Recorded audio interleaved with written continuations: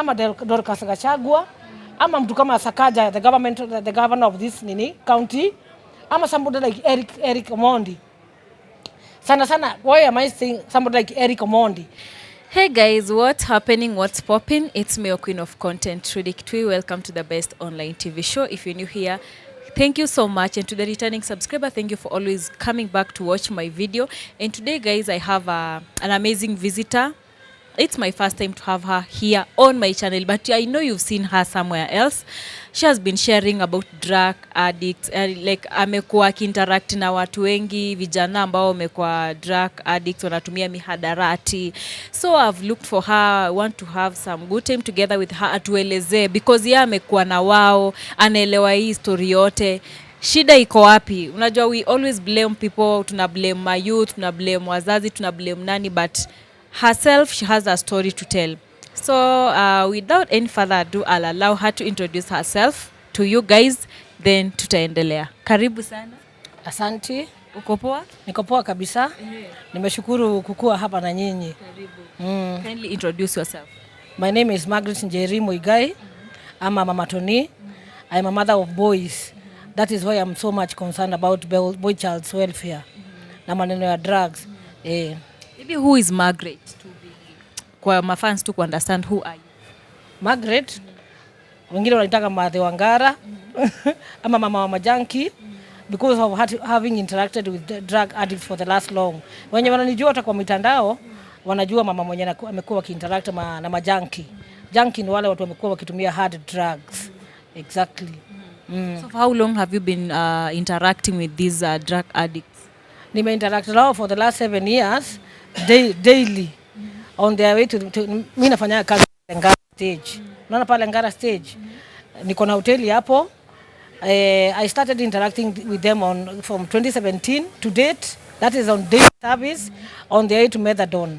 Methadone ni programu nyingine ililetwa na serikali na ni ya bure. Inaitwa Methadone ama Mathe ama medically assisted therapy. Methadone itself, what I define, it is a substitute therapy for people on opioid. Hii inamaanisha na wale vijana walikuwa wanatumia mihadarati, dawa za kulevya, hard drugs. Sana wametumia heroin. Heroin ndio kichuri. Inaitwa kichuri ama daba ama DB ama unga ama staff. Iko na majina mingi sana. Sasa when they go for that methadone, wanakuwa nini? It undoes the cravings. Hiyo inatoka arosto. Unaona hiyo kiu ya dawa za kulevya. Inatoa hiyo kiu. Unaona inatoa hiyo kiu ya dawa za kulevya. So wakienda kwa hiyo that methadone mtu anafaa kwenda for 2 years. Ukienda for 2 years ni kama rehabilitation center tu. Kwa sababu inatoa na wanapewa mawaidha. Unaona? Hao ndio wale watu nimekuwa nikideal na wao. Uliwa identify agenda ukajua now I have to help these kids, nisaidia hawa vijana. Maybe kwa wale watu ambao wanakutazama sasa hivi, they don't know how you identify them. Mimi at my place of work, nakwambia mimi ni mtu wa hoteli. I used to do pancakes, I used to do cakes, I used to do sweet cakes. At one time, early 2017, I started seeing guys coming to my place. Watu wenye wanakaa wakaipoa, wanakaa wazee, wanakaa wachafu na ni kama wamelewa. Sasa hiyo design ya kuyoyoma. Wakakuja the first day, wakakula pancakes na wakakula cakes na ile chai walikunywa, they used a lot of sugar. Waliongezea sukari mingi sana. And then they told me, Mathe, unakuwa na hizi vitu kila siku. Akia mtu landa hata watu wenye wako kwa hard drugs wanapenda kutumia sukari mingi ama sweet things. Even many times kama unaweza muwatch anatumiaga cakes na soda, hizo ndio chakula zao. Akulagi hizi chakula za kawaida, hizi nyama hizi, hawapendi hizo. So with the time wakaniambia kama nitakuwa na hizo vitu, they promised to be coming to my place every other day. Little did I know ati ndio methadone ilikuwa newly introduced by the government. So they went for methadone and then they came back, bado wakakula pancakes zingine. And they promised me kwa sababu kuna wengine watakuwa on board kuendaga methadone, wataniletea hao wengine wote. So with time wakakuwa wengi, wakakuwa in fact hiyo group yao ikakuja ikisaje, wakakuwa wengi sana. That is wakienda methadone. So hapo na hakuna place nyingine walikuwa naenda, despite kwa nilikuwa na pale kuna very stiff competition.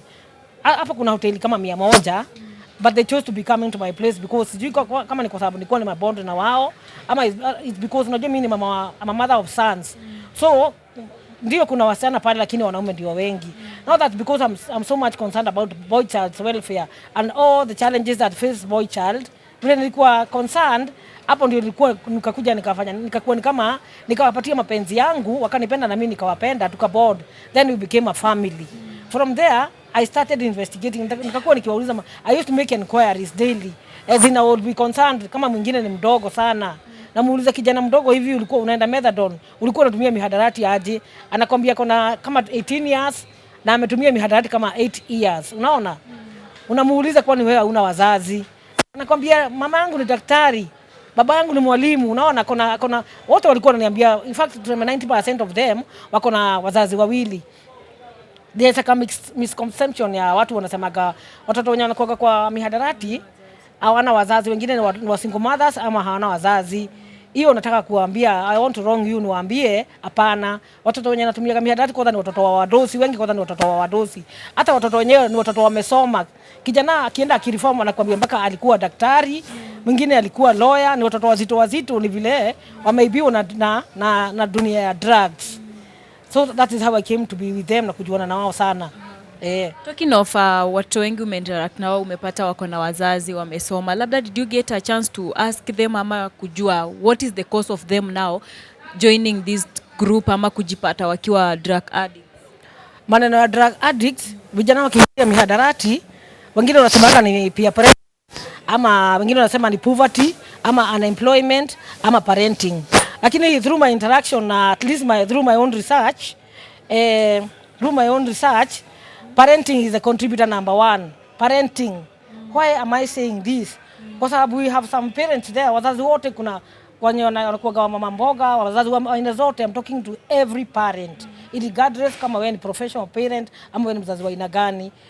Mzazi unaendaka kazi asubuhi, unarudi jioni, umeandika house girl hapo, you are not concerned about your kids welfare. There's no one time you ever avail yourself, uongee na watoto wako, uambie the reality of life. Hata kama ni wasichana, outside maneno ya drugs, hata kama ni msichana unamwambia kunaendaga hivi, if you do this and this and this and this kutakuwa hivi, unaona? Sasa in that sense, many parents, they don't get to interact with their kids, they don't talk to their kids, they don't give them knowledge. You know, knowledge is such power. They don't work on their kids' character. And you know what character is life. Unaona, kuna kijana anaweza kuwa hapo ama msichana amesoma na amehitimu, mpaka ameenda campus, amemaliza, amepata kazi, na kwenye imeandikwa he is newly employed, but not that he doesn't have character, a bond na kwenye na colleagues wake, kwa sababu ametoka nyumbani, amesomeshwa tu, ako na pesa, lakini he doesn't have character. We are not working on our kids' character. In what sense? We are not availing ourselves for our kids. Kwa nini hatuongei na watoto wetu? Kwa nini sisi wazazi tunatoka asubuhi, umeandika msichana wa kazi, umewachia kazi yote mpaka ya kumuold watoto wako kweli? Is it possible for your house girl to mold your son's character on your behalf? Is it possible? It has never happened. Unaona? House girl hawezi kuletea change kwa nyumba. If anything, the only thing anaweza patia mtoto, hata anaweza kuwa na mtoto wako anatumia mihadarati na hata asikwambie. So in that sense, contributor number one yenye nilikuwa natuma watoto, kwa sababu nilikuwa nimehoji wengi. Nimemeet na thousands of these boys na these girls. Na nimekuja kujua contributor number one ni parenting. Na hata mtoto akipelekwa methadone, akienda akimaliza, because there are usually so many chances of relapse, bado ina contribute na parenting. Why am I saying this? Kwa sababu kijana vile alikuwa, unajua it start with like this. Kijana anaendaga anaingilia mihadarati, hata mwingine ajui. You start doing bangi, unakuja siku moja kupewa bangi yenye imekuwa laced na hiyo heroin ama hizo dawa za kulevya, those hard drugs. Ukianza kupewa hiyo dawa, sasa ile itakuja kukuhuku. Unajua unaanza kama experimenting. The first time unaenda kupiga puff ya bangi kama experimenting. The second time unaenda unakuwa occasional. Unaenda kwa ile group fulani kwa sababu unakuwa na bangi, umeanza kupiga. The third time you become a regular user. Regular user ni yule mtu anatoa pesa kwa mfuko, unaenda kwa pusha ama kwa peddler, unanunua dawa. The fourth stage inakuwa rock bottom ama addiction. And once you are hooked like this, you are gone. And because especially undoing a young boy ama undoing a young girl, underage girl who is on drugs, inakuwa kibarua ngumu sana. It is not like undoing drugs ama winning off drug kutoka kwa mtu mwenye amekomaa. And maybe I want to know what pushed you to come up with this idea of supporting these youth, because si kila mtu anaweza fanya hivyo. As you said, pale Ngara kuna hotel kama 100 na walikuja hapo kwako, of which maybe kuna pengine walikuwa tu wanaenda wakirudi hapo kwako, but there is something that pushed you to keep these kids close to you, kukuwa nao karibu, pia kuongelesha and also supporting them in one way or another. Nilikuja kujua kijana, unajua akianza mihadarati akikuwa hooked, the next thing, in fact the next immediate thing inakuwa kama alikuwa mwanafunzi, kama alikuwa anafanya kazi, ana drop either masomo, ana drop kazi, ana join crime. Sasa anabaki ni uraibu na crime. Sasa hao ndio unaona barabara wakikimbizwa, wakiiba simu za watu, wakipigwa na watu. That is why you find many a times hawana vidole, hawana meno za huku mbele, hawana masikio, wako na madent kubwa kubwa kwa sababu ya kupigwa huku kwa umma. There's something I want to tell the public hapa, na naambia Wakenya wenzangu. These people when they start using drugs, mara mingi wanatumia either, mimi naongea maneno hard drugs. Hard drugs ni heroin ama crack. Crack jina yake ni Dimanga street name, ama cocaine. Hao vijana wakitumia hizo, they are highly addictive, they are very addictive.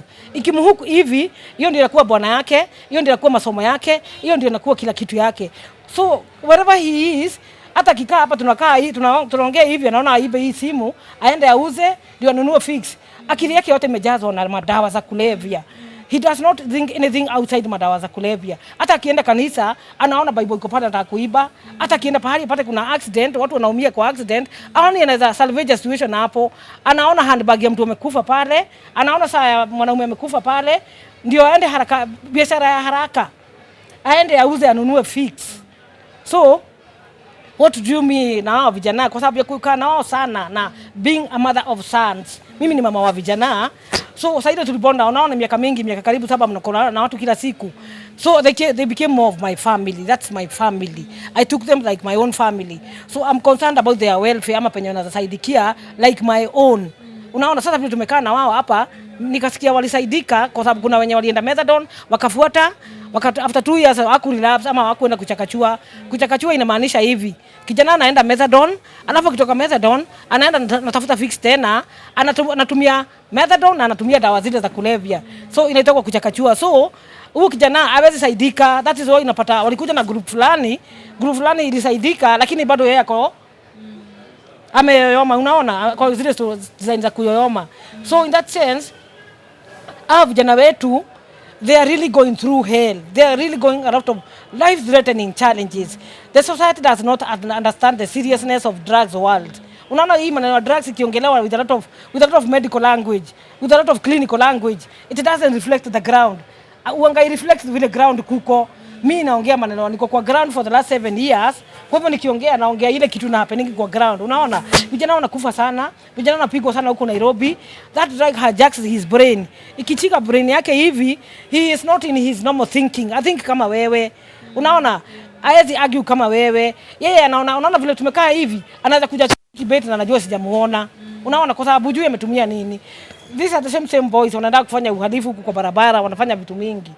Lakini hiyo vijana, I believe they are redeemable, they are recyclable. Watu tunaweza recycle kwa sababu nonetheless they remain our own blood. Unaona, we cannot undo the fact that these are our own blood. Unaona, na kuna challenges zingine wanapitia wakienda methadone. Unaona, wakienda methadone, nataka kuambia gava hapa, sijui kama nitakuwa nimesema vibaya, kuna kitu nataka kuambia gava hapa. Methadone is a daily program na inachukua half day. Unaona, the morning session of the day inachukuliwa na maneno ya methadone. Mimi ni kijana, haiwezi andiko kazi pale kwa sababu who is going to employ you in the afternoon. Unaona, huyu kijana kwao, the society does not want him. Unaona, bado anatafuta acceptance kwao. Ameanza is in the process of recovering, lakini kwao hamtaki. Kwa sababu kitoka kwao alikuwa TV kwao, ameibia kamera ya nani kwao, ameiba kwa jirani. Unaona, you start being a bother, unaanza kuiba kwenu. Ukiingia kwa crime, unaiba kwenu ma radio, ma TV, unaenda kwa jirani yako, unaenda kwa villagers, unajua kuna kuku zinaibiwa, unaenda the entire society hates you, unaona. So wanakuwa kama wanakuchuja. You become a bother to the family, you become a bother to the neighbors, you become a bother to the villagers, you become a bother to the society, you become a bother to the entire world. When you start using drugs, tunasemaga you stop living. Why do we say this? Because once you are hooked like this, whatever you are doing, drop. Unaona?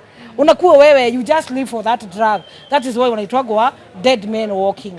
But they are redeemable. Wao watoto wetu hata ukiwa hivyo vile nimekaa na wao bado they are redeemable. These kids are really going through hell. Either anakuwa mwizi, when you become a drug addict, unakuwaga likely ukue kiwete kwa sababu kupigwa na watu kwa barabara mob justice, ama uende up kwa institution kama rehabilitation center, ama upelekwe jela. Ukipelekwa jela, unajua wewe bado uko na zile arostu hizo unasikia hivi nakwambia that urge for drugs. Ukijaribu kupelekwa jela na uko na arostu za drugs, ukifika kule jela bado kuna watu hao mautero wanauzaga drugs hao ama pusha. Ukimpata kwa sababu hauna pesa, you become unakuwa bibi yake. Unaona, are you seeing the life threatening challenges? Wewe kijana unakuwa bibi ya mtu kule jela na amekuwa akifanyia vijana wengine huko na anakupatia dawa na ujui status zake ziko aje. Meaning umeenda jela, unatoka huko kuwa positive kwa sababu ulikuwa unataka pusha kupatiage dawa na wewe unakuwa bibi yake na unatoka tena jela na ukimwi. So hakuna there is no any benefit iko kwa drugs world. There is no one benefit. Unaona? Yeah. And maybe you putting this on public or sharing this story each and every day, what are you advocating for, or what is your aim? My aim ni vile kuna wazazi, unaona watu wapendi drugs content. Maneno ya drugs hata ukiangalia kwa TV hata kwa YouTube, anything that is talking about drugs, I don't know whether the society is living in denial, ama they are not in the know, ama ni ignorance. Watu wataki kukubali ati maneno ya drugs. Kama kijana kwa drugs utaki kukubali, because hata wenye nimekuwa nikiongea na wao anakuambiaga ana suspect na mpaka kijana anatumiaga injectables. Unaona, the society does not hataki kutoka aseme kweli vijana wanatumia drugs ndio wajue watasaidika aje. Unaona, I am talking like this because nimeona, I've seen them wenye wamekuja methadone wakasaidika, kuna wenye wameenda mpaka rehabilitation center wakasaidika. Lakini vile unajua kuna wengine wanaenda mpaka wanakuwa ni kama wamechizi. Wazazi wanaona kama huyu kijana hawezi rudi sawa sawa. Unaona, ni kama is like you disregard him. Ni kama mtoto, kama ulikuwa na watoto 5 unasema uko na watoto 4, huyu unamhesabu, I have seen it happen. Huyu unamhesabu mmoja ni kama alikufa. Unaona? So mimi napigana, they are redeemable, they are recyclable. Na wapigania niseme they are redeemable na they are recyclable. Na kama kuna kitu itakuja kusaidia wa vijana those drug addicts, because they live in their own world of suffering. A lot of chronic suffering. Wanapigwa huku, wanakufa huku, or they are going through hell. Hawana chakula. Kama wao wanaenda methadone, is something I want to say by the way before niendelee sana. Niseme methadone, serikali ilipatia vijana methadone. Na walifanya vizuri sana kwa sababu methadone hawangeweza kuafford kwa sababu it is damn expensive. So I would compare this situation na kama vile upate mtu mwenye amedrown kwa maji, analia pale, umtoe kwa maji, analia kabisa. Wewe uingie kwa maji, umtoe, na unasikia kama kuna kitu kinamvuta huko chini ya maji. Ukimtoa hivi kwa maji unapata amekata miguu, amekata mpaka damu zinatoka huku. Ukuje mweke by the river side, ujui nini imemuuma mguu unatoka damu, ujui kwa nini analia, ujui kwa nini anatoka madamu. Umtoe kwa maji alafu umwekelee hapa by the river side and then uende without any follow up. I would compare that is exactly what the government did. Why am I saying this? Kwa sababu besides giving the government the methadone to these boys, hakunaga follow up. There's no any follow up outside methadone clinic. Amtaki kujua hao kijana wanakujaga methadone aje, wanakulaga nini, juu hata wengine hawakuagi kazi. Unapata kijana amekuja asubuhi, hajakula kitu kwao, ana kazi. He's just a hopeless man. Ana kazi, ana form. That is why you even find vijana wengine they are overdoing the methadone. Somebody is supposed to have gone for 2 years, na anaenda 4 years mpaka 5 years kwa sababu ana form. Anagopa kirudi kwao watu hawamtaki.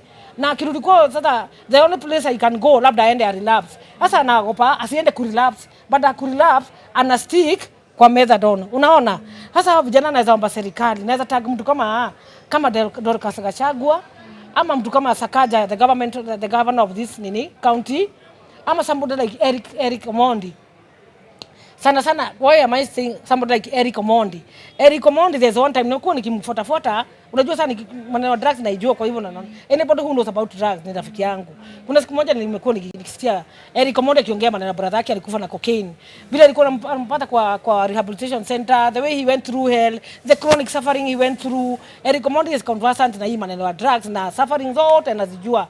So naweza taka mtu kama huyo nimuulize, is it possible tafadhali Eric, na kuomba my brother with all the due respect, hata kama hatujuane na wewe. Is it possible? Ama bibi akashagwa, ama mtu kama governor Sakaja, is it possible? Mtengeneza ka hoteli kidogo at the entrance of every methadone clinic. Hoteli kadogo tu. Vijana wanakuwa na jana wakuagi kazi. Wanakuja kwa hoteli yangu, unajua si wawezi wote. Napatia mwingine mpaka na simu nitapatia gani yake. Nitauza nini niwapatie gani? Because they are all my. Unaona?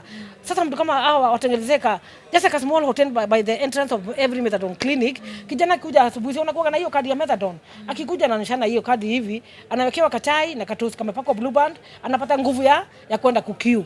Akienda kukiu kwa methadone, akiekuwa administer na hiyo dawa ya methadone, akikunywa bado unarudi pale the same place. Ana ile kadi yake, anapewa that's a scoop of rice na beans ile kumpatia energy ya kutembea, because those guys they're dying of hunger, they're really going through hell. I'm telling you the truth. Sinimedini na wao hivi hapa kwa hapa kama watoto wangu for the last 7 years. Nikiongea I'm talking on, it's a mother concern.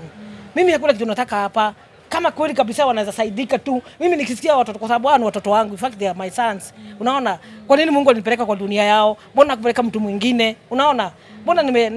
Kwa nini nimebonde na wao hivi na ni watoto wa watu? Kwa nini nasikia uchungu ya mzazi mwingine hapo? Kama mimi nasikia uchungu hivi na hapa kuna mtoto wangu. Na the real parent anasikia, wherever the parent ako, mwenye ako na drug addict kwake amemhangaisha. Unataka kuniambia nasikia aje? So mimi naweza aje tu gava, please naomba tu tafadhali tu. Tengenezeni hawa vijana ka hoteli entrance ya methadone. Zote nisemi hii ya Ngara peke yake, ama ya Mathare, ama ya Karuri, ama ziko Mombasa zote, because drugs addicts are drugs addicts and they usually go through hell. Wako na the same problem, unaona? Wanakuwa na the same predicament, unaona? They usually go the same hell. Na kupigwa huku. Bado naweza aje raia, hapa raia, unaona kama hapa town center. Msikuwe nyinyi wala watu wepesi wa kupiga wakuua watoto wa wenyewe. Unaona, kijana kisiko ameiba simu, wewe ni mzazi, unaona, I'm talking to a parent there. Usikimbilie kugonga mtoto wenyewe kichwa na chuma, na ujui he is not in his senses. Ametumia mihadarati mpaka akili yake imekuwa hijacked na hiyo dawa imemnambu. Hata zingine wanatumia mihadarati zenye zimewanambu. Hata ukimkata mkono ajui umemkata. Kama kuna mwingine nilimuona amekata nyama ana bleed, nyama zimening'inia hivi. Namuuliza, my son, what is happening? Ni nini umefanya hapa? Hata ajui ana bleed. Kwa sababu ya nini? Zile madawa anatumia zimemnambu. Unaona, zimemnambu. Na as much as tunakaa in denial, this is a problem that is havoking our society. Madawa za kulevya ziko na ni serious, my brother. Na zinaua watoto wa wenyewe, na zinawahangaisha, na zina reduce our sons to nothing and our daughters to nothing. Kwanza wasichana wako kwa drugs bado wanakuwa na a lot of suffering. They are going through a lot of stigmatization na shame. Unapata msichana ametumia mihadarati, amejidunga, naitwa hiyo amedenga, amelala na mtu hata ajue amelala na nani. Msichana amelala na watu mpaka wamempatia ukimwi, wamempatia mimba, na hata amebeba mimba na ajui ni ya nani. Siku ile atakuja kuzaa, atazaa mtoto wake bado ni junkie. Huyo mtu yeye hawezi nyonya kama mtoto hajatumia hii nini inaitwa hii kichuri, hii heroin, ala ile dawa anatumiaga. Kindly na waomba tafadhali, hebu angalieni maneno ya mihadarati, hebu ipatieni, just kindly give it the weight it deserves. Yes. Tukimaliza, kuna mahali ulimention kwa parents wanachangia pia watoto kutumia mihadarati. How?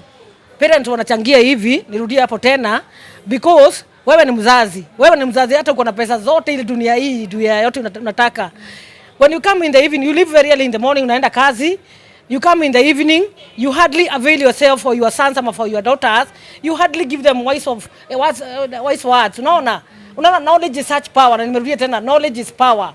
Unaona that parenting. Ukiongea na mtoto, unaona kila siku ukiongea na mtoto, hata mtoto msichana, ukiongea na yeye mwambie mama kuendagi hivi na hivi. Kijana, ama when you're going home in the evening, usikue tu wewe ni yule mama unabeba machungwa, maembe nini. Saa zingine pitia bookshop ununue kitabu kanaongea maneno ya drugs. Enda uweke hapo. Siku nyingine pitia pahali ununue kitabu kanaongea maneno bado ya nini ya adolescence. Hebu enda uweke hapo. Watoto wetu in the process of looking for their identity, unapataka mtoto anatafuta identity yake. Sana vijana wa kitae, hii rika ya kutae. Akimaliza kutae, anatafuta identity labda na sex, anatafuta identity na drugs, anatafuta identity na vitu mingi sana. Na mtoto mwenye ameongeleshwa kwao, hawezi anguka kwa mkono fani ama kwa mashimo fani. Why am I saying this? Kwa nini kuna vijana wengine wanapataga, si kuna vijana wa 12 years wenye wametoka shule juzi wote, unapata ni watoto 6 wanavuta dawa. Mbona wengine watumii madawa? Unaona? Kwa nini wasichana wengine waingilie lesbianism na vijana wanaingia homosexuality? Kwa nini? Kwa sababu wengine wanaongeleshwa kwa wengine hata hawana pesa kwa, lakini the parent avails themselves. Unapata mzazi wakienda wanakuwa family fun day on Sunday, bond with your kids. Ama Saturday, of course you don't work 24/7. Nyumba iko na mzazi ama guardian. Ebu kindly create time for your son. When you come in the evening, jua ameshinda wapi, jua marafiki zake ni akina nani, jua marafiki zake what they are capable of doing. Kwa sababu una kijana labda ama msichana anatembea kwako, ama kijana anakatia msichana wako, kumbe anamleteaga drugs. Unaona? You know what they do in your absence. And then analyze your son, analyze your daughter, know what he is capable of doing. Unaona? All right, Maggie, thank you so much. Imekatika? Okay, thank you so much for your time, and it has been a nice time with you. Umeshare a very interesting journey and story about drug addict, and you're really doing a good job. Thank you so much. Yeah, so next time tutakutafuta tena, and also kama tutapata chance ya kuzungumza na wale ambao maybe umekuwa na wao wa mtaa pia tutajaribu tuwafikie. Asante sana. Inaitoka, nimeshukuru sana. Mimi nikisikia kijana wangu ama one of my, hata kijana mwenye kwa Mombasa anatumia drugs, hata wao ni vijana wangu. Nikisikia kuna kijana fulani amesaidika kwa sababu because of a word that came from my mouth. Kijana fulani alileta mihadarati kwa sababu alisikia Mathe akisema the seriousness of drugs. Mimi nitasema it's a win to me. To me hata sitaki kitu kingine. It's a win to me. Inaitwa harm reduction. He either stop ama reduce kutumia, inaitwa harm reduction. Itakuwa hata nikiomba asubuhi, I pray for them the way I pray for my own family. May God come through. Awasaidie mpaka financially, mpaka health, kwa sababu hata wengine wako na HIV. Unapata mwingine na struggle na addiction na ako na HIV. Can you imagine that scenario? Kuna msichana ako na mimba, ako na HIV na ni addict. They are really going through hell, our watoto wetu. And nonetheless, they remain our blood. Unaona hata kama tukiwachuja ama tuwafanye nini? Hiyo ni blood yetu. Hatuwezi kataa, hii ni blood yetu. Yes. All right, thank you so much, Team Trudy, for always tuning in, and also for always watching my videos. Thank you so much. Let's meet next time.